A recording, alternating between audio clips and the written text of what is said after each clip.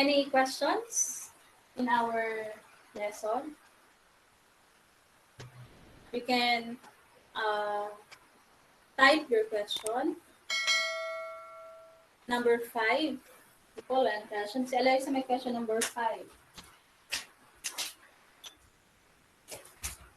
X squared minus 5x minus 14.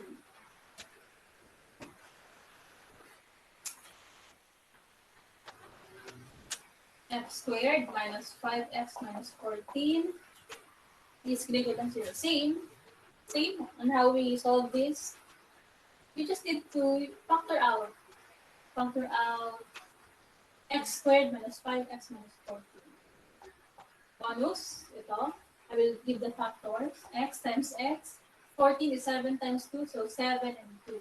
Negative, positive, because negative is 5. Continue to solve for the inequality. So that should be the correct factors.